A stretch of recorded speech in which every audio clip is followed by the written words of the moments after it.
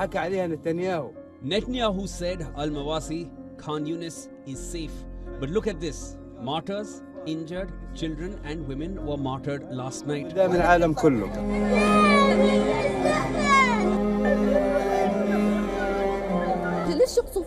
What is this injustice we are living in?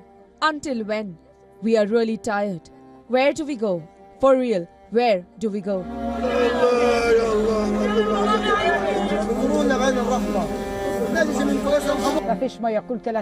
There's no water. I get very thirsty. I go with the children to mosque, to the school, here and there. It is very humiliating. We can't find water.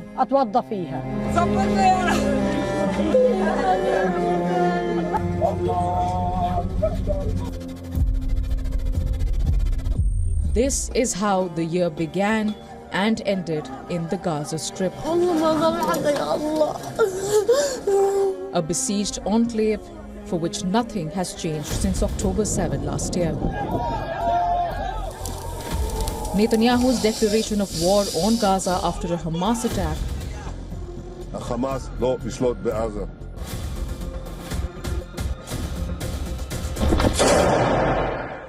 snowballed into a horrific, war-induced humanitarian crisis for Gazans. Relentless Israeli bombardment on Gaza, including its densely populated areas of Rafah, central Gaza city, and one of its largest refugee camps, Jabalia, has flattened substantial parts of the enclave. UN says it will take at least 15 years just to clear the rubble in Gaza. But that is secondary to the human toll of this destruction. So far, Israeli Defense Forces blanket bombing the Strip has killed over 45,000 Gazans. And the number only continues to rise. A vast majority of them are women and children. The Palestinian Health Ministry says nearly 18,000 children have been killed. Thousands are missing under the rubble, and most of them are presumably dead. Reports by international bodies reveal that over 25,000 children in Gaza have either lost a parent or become orphans. Gaza is becoming a graveyard for children. Time and again, the Israeli Prime Minister has reiterated that Israel will achieve a total victory and eliminate Hamas from Gaza.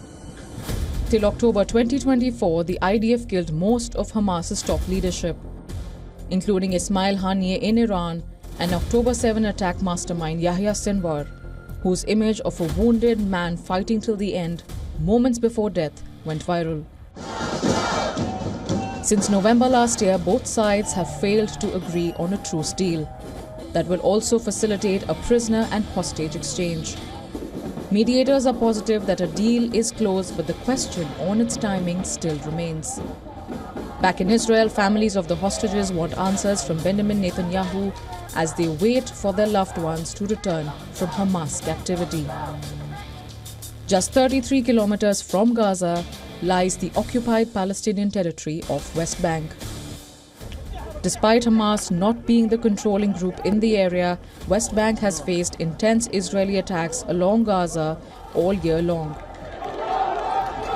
The Palestinian territory has roughly 1 million more Palestinian residents than the Gaza Strip, and nearly 700,000 of them are Israeli settlers.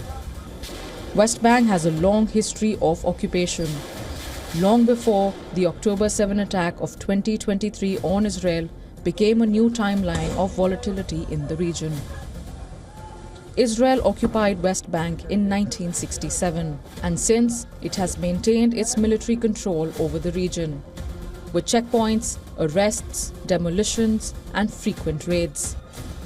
Palestinian security forces launched a rare crackdown against local militant groups in northern West Bank.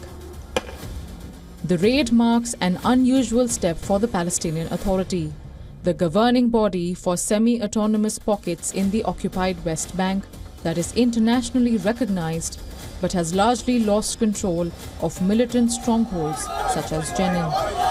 Settler violence in the Palestinian territory has significantly risen in the past few months. At the holy site of Marda village, extremists set fire to a mosque. Videos showed Israeli settlers chanting revenge and death to Arabs, among other slogans being spray painted in Hebrew on the building's facade. Palestinian Health Ministry says over 800 residents have been killed in the occupied Palestinian region since last year.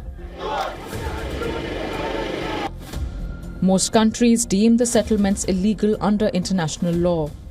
But Israel disputes this and cites historical and biblical ties to the land for its course of action. For both Palestinian regions, the volatility is not new. Yet somehow, the attack of October 7 in 2023 opened doors to a magnitude of death and destruction that both Gaza and West Bank have not seen in years. Many human rights groups and critics of Israel's actions have called the war in Gaza a human tragedy in which Palestinians are documenting their own genocide. It is now up to the international community to ensure that 2025 does not see a repeat of this past year.